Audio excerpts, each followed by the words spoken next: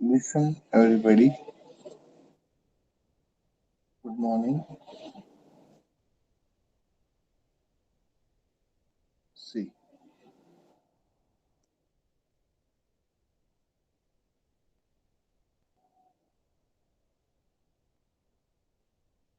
now we are going to see about the heat engines. So look at the screen. Screen कडे लक्ष द्या थोड्या.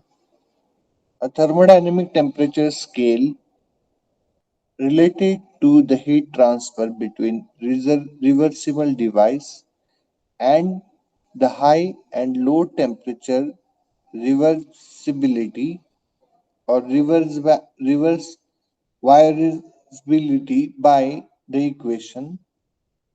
So here is the equation QL upon QH is equal to TL upon TH. So L आणि H हा जो suffix दिलाय तो low आणि हाय साठी आहे. म्हणजे QL म्हटलं तर heat at means you can say that it is a low heat and high heat, low temperature and high temperature. So this is the formation. So the heat engine that operates on the reversible Carnot cycle is called the Carnot heat engine, in which its efficiency is called, or it is given by eta is equal to 1 minus Th at upon Tl, means temperature at high means the high temperature upon low temperature. So there are 2 points because heat engine works at high temperature and low temperature. That's why the equation is given like this. This eta is equal to 1 minus Th upon Tl. Then next one, heat engine. Now you can see the image here. Energy source such as a furnace. सुरुवातीला तुम्ही पाहू शकता इथं की energy source काय आहे तर furnace दिलं. फर्नेस म्हणजे जसं की आपली शेगडी असते त्या पद्धतीने. तर जेव्हा त्या शेगडीमधून बॉयलरला हीट मिळते, so heat is captured by this boiler आणि ही कडेची जी दाखवली त्याला म्हटलेलं आहे सिस्टीम बाउंड्री. नंतर हीट या बॉयलर मध्ये पास होईल. बॉयलर मध्ये पास झाल्यानंतर ती दुसऱ्या साईडने टर्बाईन कडे जाईल. टर्बाईनला मूव्ह करेल म्हणून तिथं वॉटर आउट जे म्हटलंय. नंतर तीच पुढच्या बाजूला हीट होईल, कंडेन्सर मध्ये जाईल. कंडेन्सर मधून काय होतं की हीट आउट होते म्हणून क्यू आउट लिहिलंय इथं.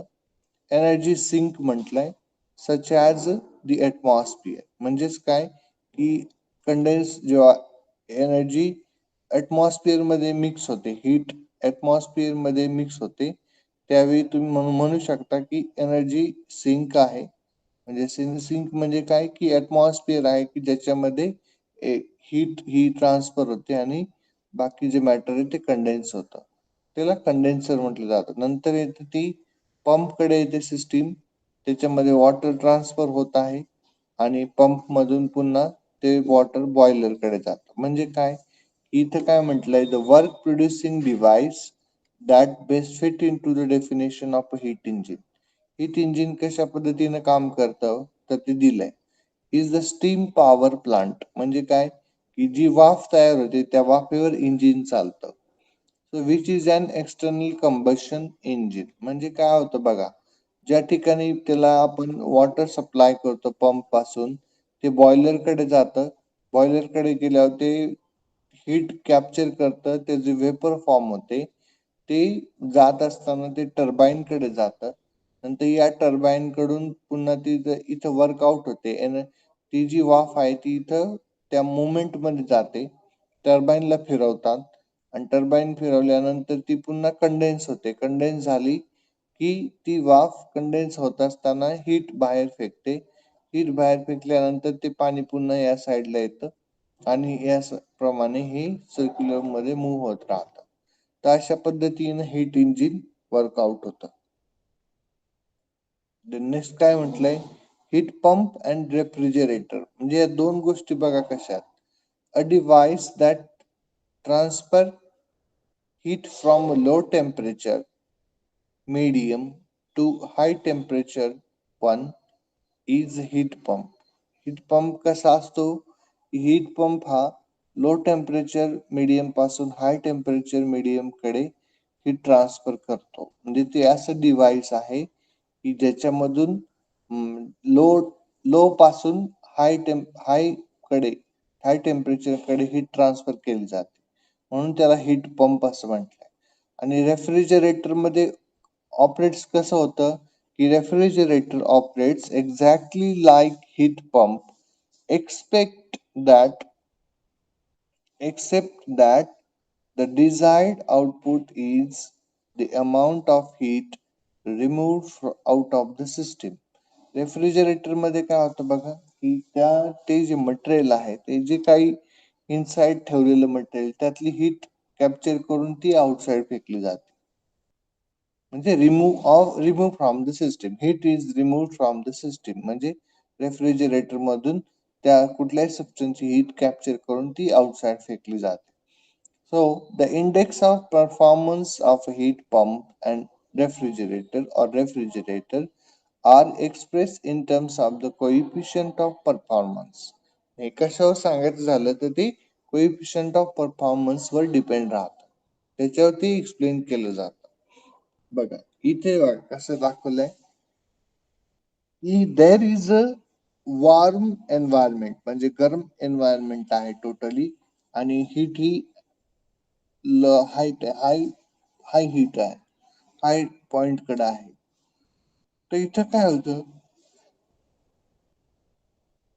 की जो आर डिफाईन केलाय, कोएफिशियंट काढला जातो. कोएफिशियंट काढताना त्याच्यावरून डिफाईन होतो.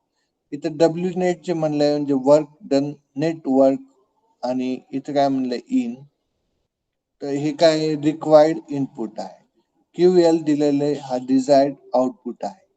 हा, आणि कोल्ड रेफ्रिजरेटेड स्पेस इथं फॉर्म होते, हे असं दिलं. म्हणजे काय की कोल्ड रेफ्रिजरेटेड तुम्ही जर कन्सिडर केला, म्हणजे फ्रीज जर कन्सिडर केलं, तर फ्रीज मधून काय होतं की हीट ही लो पासून हाय कडे जाते, म्हणजे वॉर्म एन्व्हायरमेंट कडे जाणार आहे. ती हीट आहे, इथून निघणार क्यू एल म्हणजे लो पॉइंट कडून हाय पॉइंट कडे हीट ट्रान्सफर होते. डिझायर आउटपुट कुठलाही या दिशेने, आणि रिक्वायर्ड इनपुट आहे ते इथं आहे. म्हणजे त्यातनं या सिस्टीम मध्ये जे इनपुट दिलं त्याच्यानंतर ही प्रोसेस फॉर्म होते. सेम तसंच इथे काय केलंय, म्हणून कोइफिशियंट ऑफ काय म्हटलं होतं मागे दिलं, कोइफिशियंट ऑफ परफॉर्मन्स. तो कसा काढलाय? Coefficient of performance is equal to TL means the temperature at low point म्हणजे हे टेम्परेचर कोल्ड सिस्टीमचं temperature upon TH means the high temperature which is given of the outside temperature. So high temperature minus low temperature. तो हा जो coefficient दिलाय तो आपल्याला इथं कॅल्क्युलेट करायचा असतो.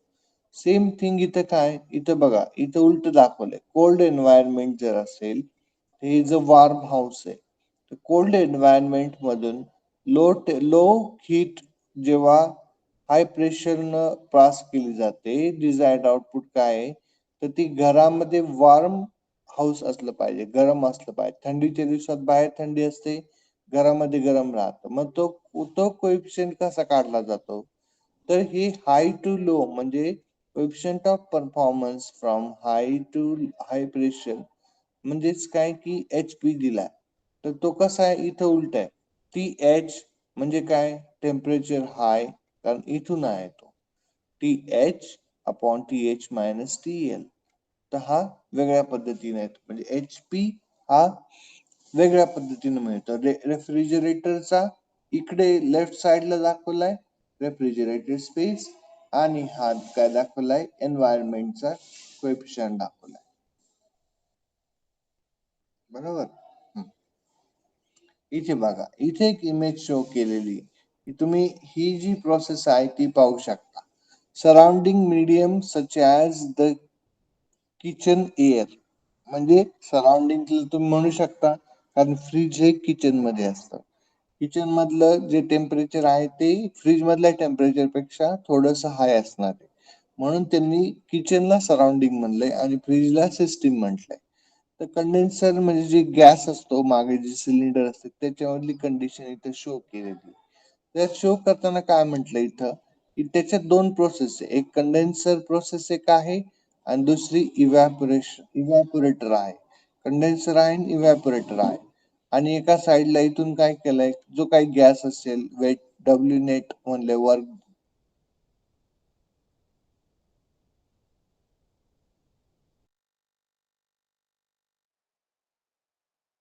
नेटवर्क, आणि तो गॅस इथून साइड असतो. म्हणजे काय होतं, एका side pressure kilo pascal 800 kilo pascal, temperature 60 degree, आणि इथं काय होतं, ही कंडेन्सर मध्ये जाते, हीट बाहेर फेकली जाते आणि तिथून पुढे येत असताना 800 किलो पास्कल प्रेशर मध्ये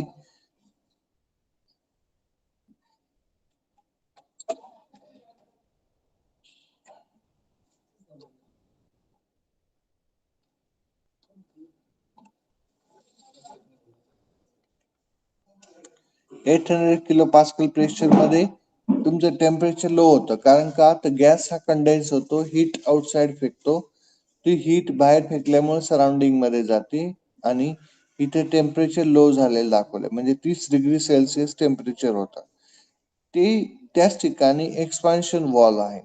नंतर काय की इथं प्रेशर कमी झालेलं आहे आणि तुम्ही अजून जर लो करत गेले तर ते टेम्परेचर -25 डिग्री सेल्सिअस पर्यंत जाऊ शकतं. नंतर ते तिथपर्यंत न जाता स्टेबल ठेवायची सिस्टीम म्हणून पुन्हा ते इव्हॅपोरेटर कडे येईल. इव्हॅपोरेटर मध्ये रेफ्रिजरेटेड स्पेस आहे. रेफ्रिजरेटेड स्पेस मधून ती एअर जी आहे किंवा जो गॅस आहे तो त्याच्यामधून मूव्ह होतो आणि तिथं इव्हॅपोरेटर पण असतो, जो इव्हॅपोरेटर त्याला हीट सप्लाय करतो आणि तो पुन्हा त्याच प्रेशरला किलो पास्कलच्या याला -20 डिग्री सेल्सिअसला येतो आणि या ठिकाणी पुन्हा तो कॉम्प्रेसर मध्ये काम करतो. या ठिकाणी दोन्ही फॉर्म मध्ये आपल्याला इक्वेशन मिळते, जे वन एक आहे coefficient of P H high pressure आणि coefficient of performance at particular temperature. So QL means at low temperature, QH means high temperature minus QL at low temperature. So it gives you QL upon W net means the network, and that is inside the system. So there are 2 points.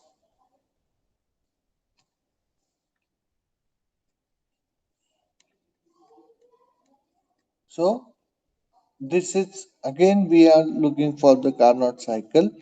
The source T1 adiabatic cover, look at diagram, adiabatic cover, then sink T2, कारण इथं दोन temperature आहे. T1 source एक वेगळं temperature आहे, सिंकचं temperature T2 आहे. Then diathermic cover मध्ये दिलेलं आहे, ॲडिबॅटिक कव्हर या ठिकाणी दिलंय आणि इथे काय म्हटलंय, it is heat insulation working substance आतमधल्या साईडला आहे, हा पिस्टन दिलेला आहे आणि इथे इथे काय आहे, आउटसाइड ते सिलेंडर हेड आहे, या साईडचं सिलेंडर हेड. पहा कार्नोट सायकल कशा पद्धतीनं मूव्ह होत होते. कार्नोट सायकल 4 स्टेप मध्ये मूव्ह होईल. सगळ्यात सुरुवातीची जी स्टेप दिली 1 to 2 प्रोसेस म्हटलेलं याला, एका प्रोसेस मधून दुसऱ्या प्रोसेस मध्ये जातो, म्हणजे काय की पिस्टन मूव्ह होतो आतल्या साईडनं, त्याला तुम्ही कॉम्प्रेशन म्हणू शकता.